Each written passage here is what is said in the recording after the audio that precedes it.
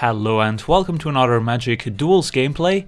Today we're taking a look at a blue-white humans deck, an aggressive tribal deck that got a lot of new toys with the new expansion. So let's dive right into it here with our 1-drops, where we have a Kytheon, Hero of Akros, single white for a 2-1 human, which is already great, and then for 2 and a white you can make Kytheon indestructible until end of turn, and then if you attack with multiple creatures including Kytheon, you get to transform him into Gideon Battleforged, which can also become a creature to attack. You can untap your creatures and make them indestructible until your next turn, or you can force the opponent's creatures to attack Gideon, so you can maybe block them and kill them in combat. So all pretty powerful for just a single white mana. Up next we've got Expedition Envoy, which is a new replacement for Elite Vanguard. The only difference here is that it's also an ally, so it can enable some ally synergies, but otherwise it's just a 2-1 for a single white that's also a human, which is good enough for this deck. Then we also have 1 copy of Stoneforge Masterwork, an equipment that costs 1 generic mana to play and 2 generic mana to equip, and gives the equipped creature +1/+1 for each other creature you control that shares a creature type with it, so pretty powerful in a deck full of human creatures, since this gives you a way to make one of your small creatures into a large threat that has to be dealt with, and is pretty powerful in board stalls, for example. Next up we have 2 copies of Enshrouding Mist, which is new despite being from Origins. Single white for an instant that gives one of our creatures +1/+1 until end of turn, and then we get to prevent all damage that would be dealt to that creature this turn, and if it is renowned we get to untap it, but that last part is not super relevant. But just being able to have access to a combat trick in white for just single white mana is pretty powerful, so you can use this and then still maybe develop your board in the same turn, because it is so cheap, so nice to have access to in an aggressive white deck. And next up is Hanweir Militia Captain, 1 and white for a 2-2, which is already decent as it is a human, but then at the beginning of your upkeep, if you control 4 or more creatures, you get to transform the Militia Captain and becomes a Westvale Cult Leader, ***, where the power and toughness is equal to the number of creatures you control, and at the beginning of your end step you get to put a 1/1 white and black human cleric creature token onto the battlefield, so all human synergies. And when you do get into a board stall, you can easily transform the Militia Captain and get access to this giant cult leader that also keeps making human tokens, which is great. And next up, one of the better cards in this deck for sure is Thalia's Lieutenant, 1 and a white for a 1/1, but when the Lieutenant enters a battlefield you get to put a +1/+1 counter on each other human creature you control. So this is why having all those human creatures is so important, and then whenever another human enters a battlefield under your control, you get to put a +1/+1 counter on the Lieutenant himself. So usually it's correct to play out as many creatures as possible and then play the Lieutenant to give all those creatures +1/+1 counters, and then you can still grow the Lieutenant afterwards with the other humans you top deck, but just being able to give all those creatures +1/+1 counters is a pretty big deal. Next up we have a Knight of the White Orchid, which is also a human, double white for a 2-2 with a first strike, and then of course the ability here: when the knight enters the battlefield, if an opponent controls more lands than you do, you can search up your library for a plains card and put it on the battlefield untapped and shuffle your library. So when you're on the draw, it's usually correct to play this on your 3rd turn before playing your land drop for the turn. So you get access to 4 mana on turn 3, so you can play this plus another 2-drop in the same turn, which is pretty powerful. And Knight of the White Orchid also synergizes nicely with the lands from Battle for Zendikar, since you can search up a Canopy Vista or Prairie Stream, for example, and put it into play untapped if you control 2 basic lands already. So you get access to your green or blue mana, in this case the blue mana of course. And next up is Consul's Lieutenant, double white for a 2-1 with first strike and renown 1, so when he deals combat damage to an opponent he becomes renowned and we get to put a +1/+1 counter on him, and then when he attacks, if he is renowned, all other attacking creatures you control get +1/+1 until end of turn, so just a great card all around. Moving on, we have Dauntless River Marshal, 1 and a white for a 2-1 that gets +1/+1 as long as we control an island, and then for 3 and a blue we can tap target creature. So if we have a 3/2 for 2 mana, that's great, and also of course a human, so goes well with all our human synergies. And next up is Topan Freeblade from Origins, 1 and a white for a 2/2 with Renown 1 and Vigilance, so just a very solid creature that can play offense and defense nicely. Moving on, we have Declaration in Stone, the powerful removal spell from Shadows over Innistrad. For 1 and a white, we get to exile target creature and all the other creatures that share the same controller and that share the same name, and that player gets to investigate for each non-token creature that got exiled this way. So very powerful also against tokens, for example, since in that case you get to exile all the tokens that share the same name, and the player doesn't even get to investigate since they are tokens, and you only get to investigate for each non-token creature. So just a powerful removal spell for just 1 and a white. And next up we have a Lantern Scout, 2 and a white for a 3/2 with Rally, giving all our creatures a lifelink until end of turn, which is powerful if we're up against another aggressive deck. We don't have a ton of other allies to trigger the ability, but he is good enough by himself. Next up we have a Reflector Mage, which is one of the main reasons to play blue in this deck. So 1 a blue and a white for a 2/3 creature, also a human, and when he enters the battlefield, return target creature an opponent controls to its owner's hand, and then that creature's owner can't cast spells with the same name as that creature until your next turn. So you bounce a creature, the opponent can't recast that same creature on their following turn. So this is a great tempo card if you're up against another creature deck. If you can curve a 1-drop into a 2-drop into Reflector Mage, you will probably win that game. Then we have one of the best cards in the deck for sure, Always Watching, an enchantment for 1 and double white. All non-token creatures you control get +1/+1 and Vigilance, so this turns all your small creatures into substantially larger creatures, and also giving them Vigilance means all your creatures play offense and defense very well. So just a great card in such a creature deck. Then Archangel of Tithes, one of the few non-human cards in this deck, 1 and triple white for a 3/5 flyer that makes it difficult for the opponent to block your creatures when the angel attacks, and also makes it difficult for the opponent to attack you if the angel is on defense. So just a very powerful card all around. And since we are such a heavy white deck, it's easy to cast her on curve. Then we have Kytheon's Irregulars, another human with Renown 1, 2 and double white for a 4/3, and here the important part is the activated ability. For double white we can tap target creature, so pretty mana efficient here, since we can use this multiple times in the same turn, and this allows us to attack with our creatures and get rid of potential blockers the opponent might have. And next up we have a Gideon, Ally of Zendikar, not the most synergistic card since the tokens he makes are not humans, but Gideon can become a 5/5 human himself, which might be relevant, and then of course he can also make an emblem to give all creatures +1/+1 indefinitely. And then our final card is Archangel Avacyn, 3 and double white for a 4/4 flash flying vigilance. When she enters the battlefield, all our creatures gain indestructible until end of turn, and then when a non-angel creature we control dies, she transforms into the Purifier, dealing damage to everyone and everything. So just a great card. Even if she transforms, she might kill some of our creatures, but we're probably still gonna win that game if we get to transform her.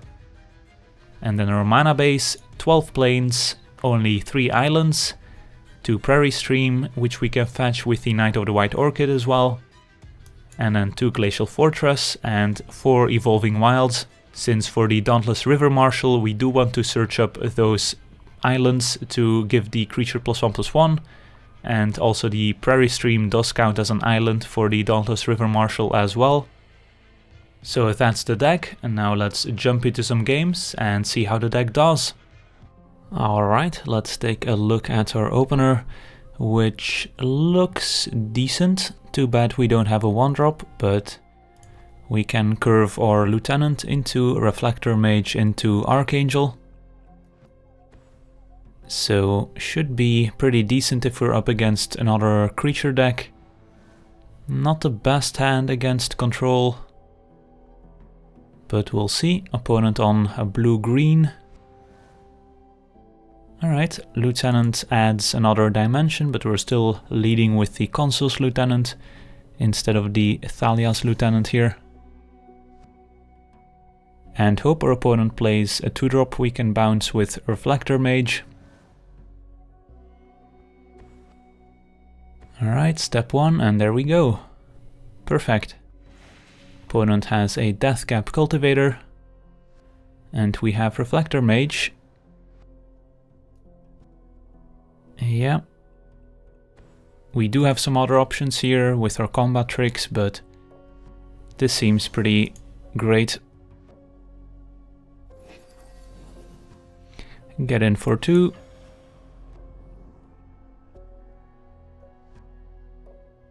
Get it renowned. And pass. And the cool thing here is, if our opponent is playing Deathcap Cultivator, it's not super likely that they play a ton of sweepers, since those don't really go well together. And sweepers are definitely the way to beat this mono-white or blue-white deck. Oath of Nissa. And our opponent finds a Sylvan Ranger. Alright. And I guess they're gonna play the Sylvan Ranger. I mean, our opponent could still have a Languish, for example. But we don't have a lot of great ways to play around a Languish with this hand.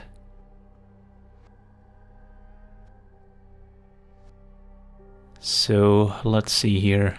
We did draw another land, so we could play Archangel of Tithes, and that means even if our opponent does have a Languish, we still get to keep the Archangel. Our other option is playing the Lieutenant to pump our current humans, but our opponent probably chumps one of them anyways. So yeah, I kind of like playing the Archangel here. So let's get in for 6, thanks to the trigger here. And see if our opponent chumps or not. Alright, our opponent decides to take it all. And now we're gonna play out our Archangel, which has 5 toughness conveniently.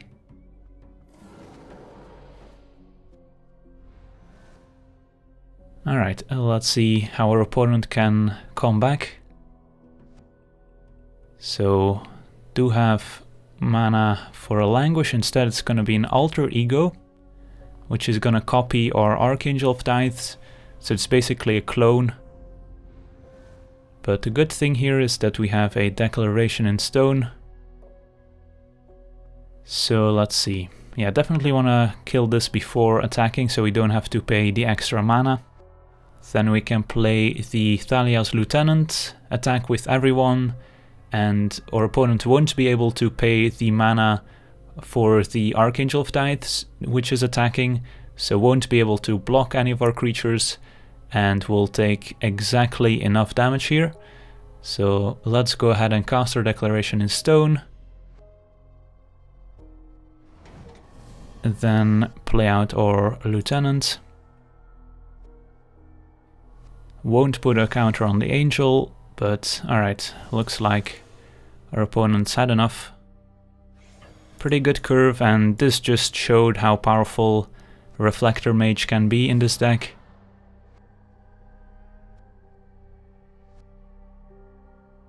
And there we go. On to the next one. Alright, let's take a look at our opener. Only one land, unfortunately. We are on the draw, but we do need to draw multiple lands to make this hand good, so we'll go down to another hand here.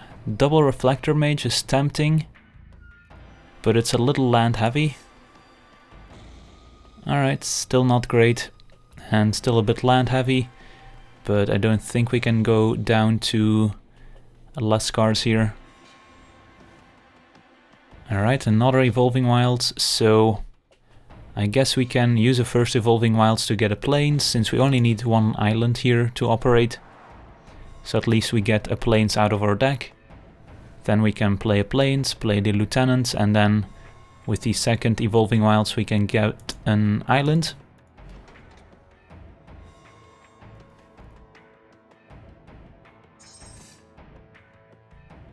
We only get punished if we want to play Reflector Mage on 3. But yeah, here I'm still gonna play out the Lieutenant first, since getting the Lieutenant renowned makes it easier for subsequent creatures to get renowned, since they'll get the +1/+1. Opponent a mono green so far. Do they cast a ramp spell here? It's gonna be a Deathcap Cultivator. They must have drawn this turn, otherwise they would have played it last turn, so they'll have access to 5 mana next turn, which is a lot.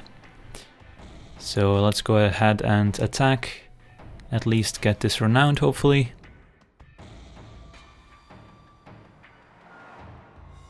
And it's actually funny, we could trick our opponent into attacking with the Deathcap Cultivator, use the Enshrouding Mist to untap the Lieutenant, but I think playing the Freeblade is just going to be better in 99% of scenarios.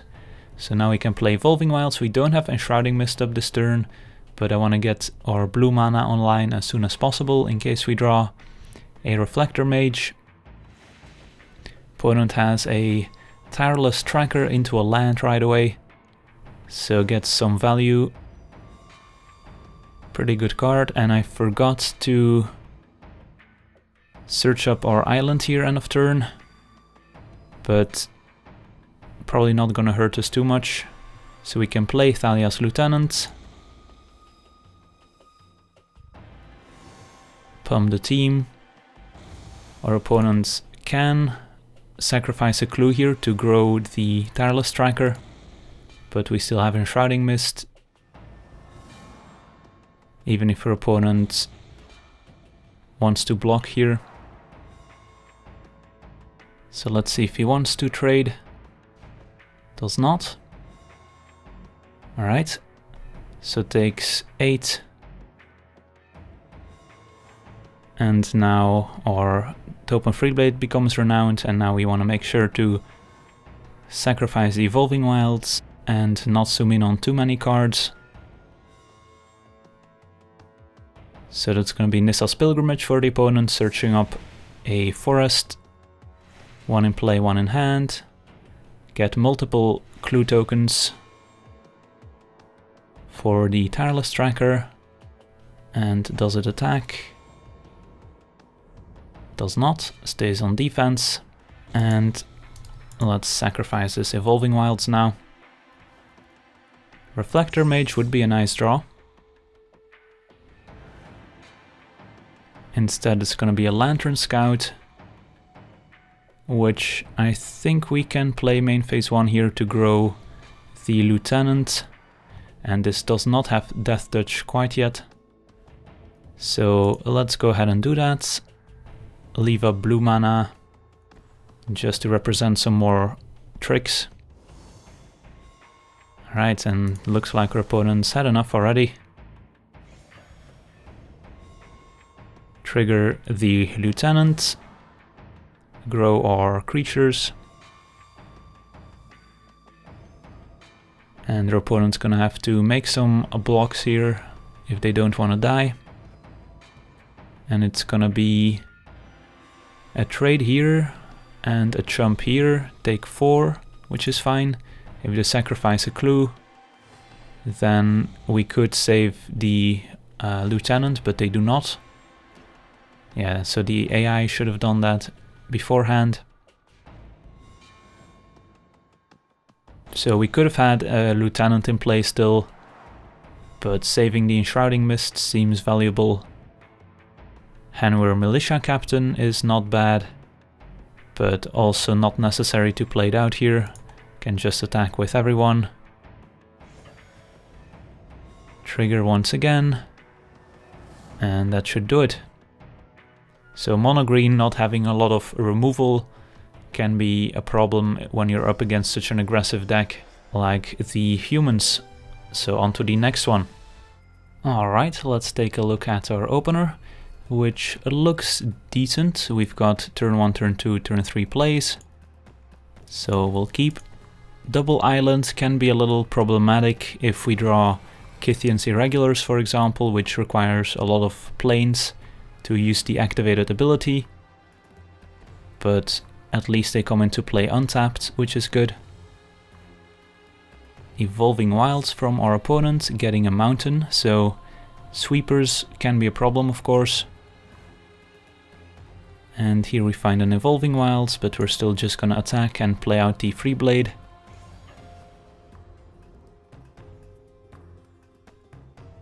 And the good news here is that if we can connect with the Freeblade and play Always Watching, the Freeblade will be a 4/4, which is out of range of a Radiant Flames.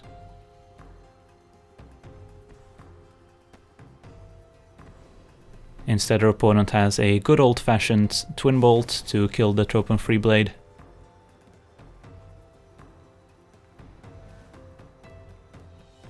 Archangel of Tithes is interesting. So if we want to play the Archangel next turn, that means we can't play the Always Watching this turn. Instead, we'll have to use the Evolving Wilds to get a Plains here. So we miss out on 1 damage. I think it's still the best line here. Getting the Angel in play as soon as possible seems worth it. We could, of course, just play the island and Always Watching and hope to draw into a Plains, but I don't think I want to risk it. So let's hit for 2. Play Evolving Wilds and pass.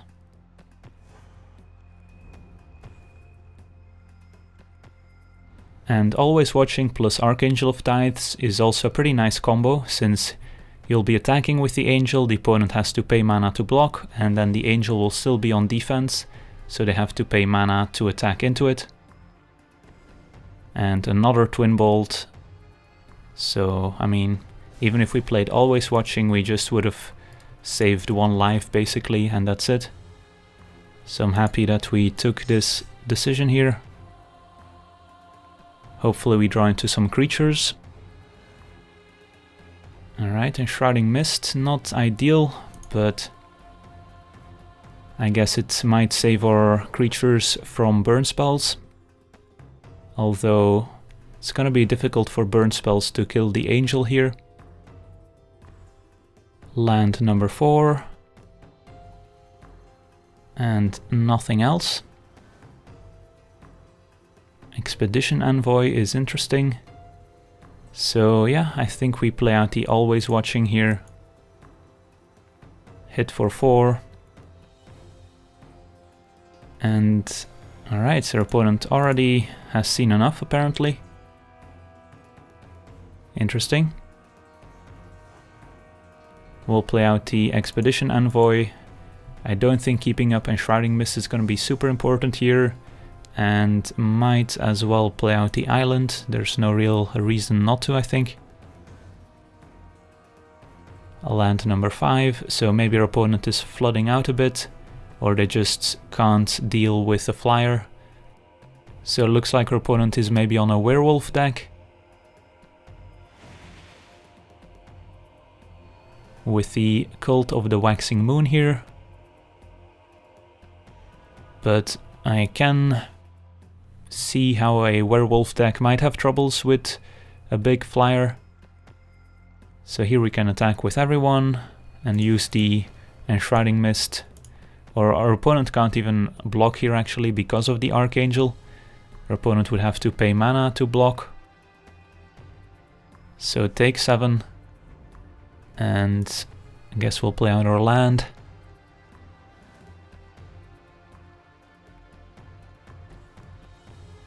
It's gonna be a Voldaren Duelist. Can prevent one of our creatures from blocking, which is fine. Opponent can attack for 5 if they want to. And we could block and use our Enshrouding Mist, but no real reason to expose ourselves to a removal spell when we can just attack with the Angel and use Enshrouding Mist to finish off our opponent. Even have a Gideon ally of Zendikar, which we can also use to make an emblem if we want to. And that's gonna do it here. So Archangel of Tithes, pretty good magic card, especially combined with Always Watching. So let's move on to the next one. Alright, let's take a look at our opener, which looks pretty great.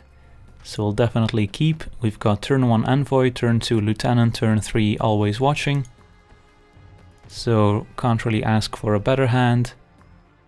I guess we could ask for an Island and a Reflector Mage, but we'll see how things go here. Up against Evolving Wilds, and our opponent is gonna wait on sacrificing it. Alright, Archangel of Tithes, nice to show up. So let's hit for 2. And our opponent sacrifices Evolving Wilds and showing a mountain. Not a color we really want to see here.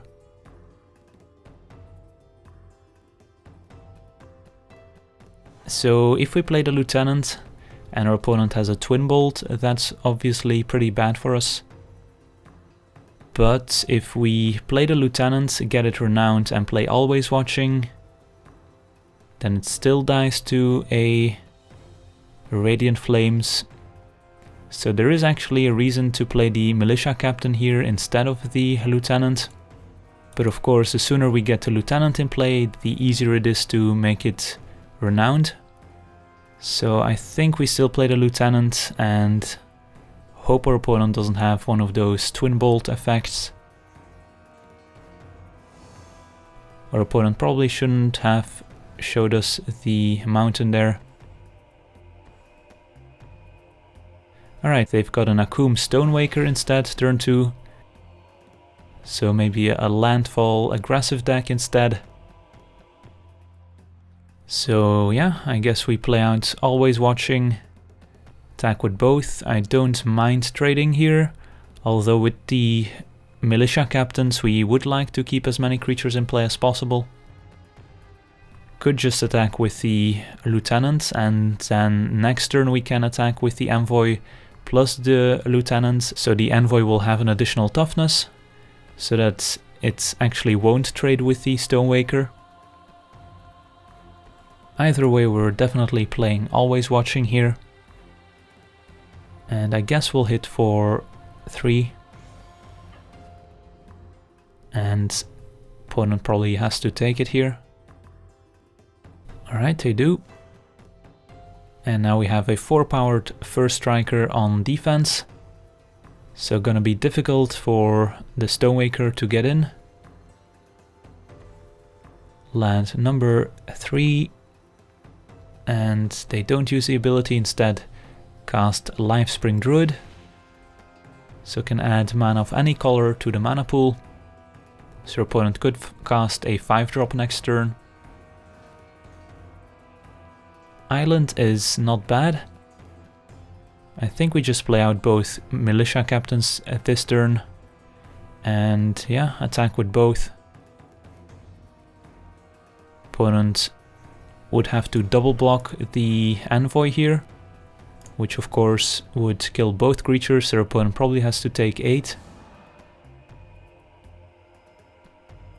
And I guess there's a reason to play out the Archangel here if we're afraid of a potential sweeper.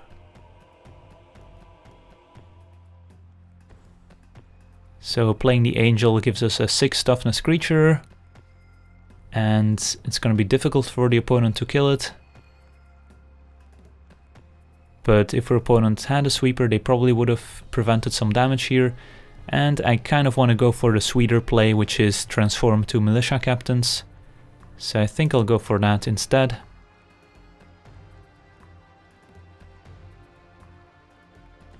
So let's play out our Militia Captains and go for the sweet play. And hopefully transform them both. but the correct play would probably be the Archangel here. So can our opponent find an answer to what's going on? They make a trample token, get one more landfall trigger, cast a Jadi offshoot. Probably should have played that before the land. And no attacks. And on our upkeep, the militia captains will transform. And the Reflector Mage is gonna be pretty sweet here. And I guess we'll bounce this one. Attack with everyone, and that's gonna be enough. We would have gotten 2 tokens end of turn, but I guess we'll have to settle with just winning the game. Opponent jumps and takes 15. Alright, on to the next one. Alright, let's take a look at our opener, which looks pretty great. We've got turn 1 Expedition Envoy, turn 2 Freeblade, turn 3 Marshal plus fetch for an island, or we could also use Enshrouding Mist. So let's see what our opponent is up to. Tapped Sunpetal Grove. And there's Archangel, seems to show up a lot. Let's attack for 2. And play out Freeblade. We could play out a Marshal, since that will hit for more if we fetch for an island next turn, but I want to get the Freeblade renowned as soon as possible. And having a Enshrouding Mist also helps with getting your creatures renowned.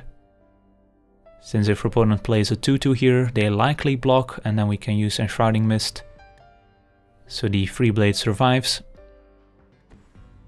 Opponent has Evolving Wilds, so off to a pretty slow start. And what does it get? A mountain. Alright, so we do need to keep potential sweepers in mind here. Always Watching is not a bad one. I think we'll start by attacking.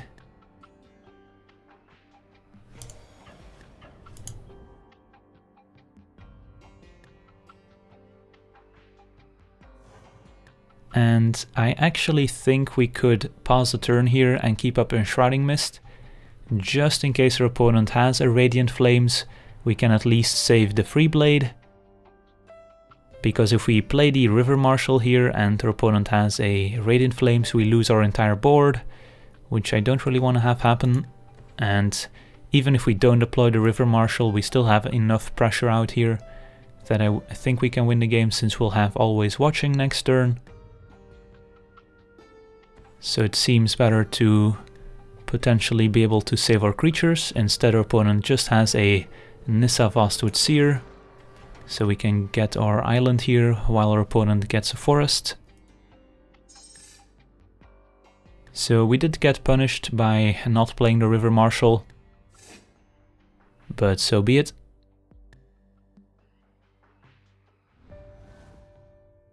A land is good, so now we can play the Always Watching plus Enshrouding Mist.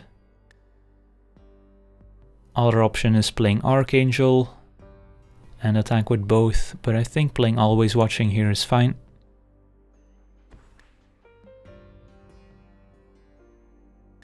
And if our opponent blocks, we will use the Enshrouding Mist now, I think, because now we have a 4/4 Topan Freeblade, which survives a Radiant Flames. And if our opponent has something like a Planar Outburst they want to play, I guess that's only in 2 turns, then we still have some decent creatures in hand. So our opponent is at 10, we have a pretty decent board state, plus some good follow-ups.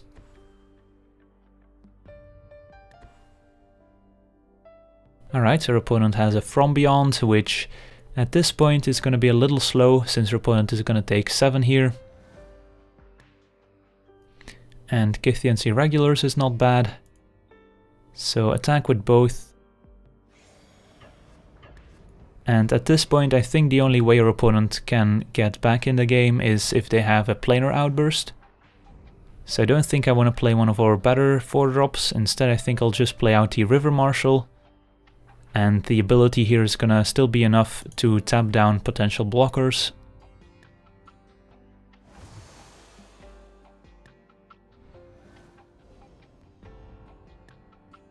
So if they go Plains Planar Outburst, we can follow it up with an Archangel. If they have a removal spell here, we still have 2 creatures that are lethal. And yep, looks like our opponent doesn't have the outburst. Instead it's gonna be Woodland Wanderer, which we can just tap down with the River Marshal here. This is the kind of creature that is pretty good against this deck, since we don't play a lot of actual removal spells, besides Declaration in Stone. But that's why including blue for River Marshal is pretty good. And of course we also have cards like Kytheon's Irregulars that do the same. Attack with everyone, and that's gonna do it. Alright, I wanna thank you for watching, I hope you enjoyed this gameplay, and as always, have a nice day.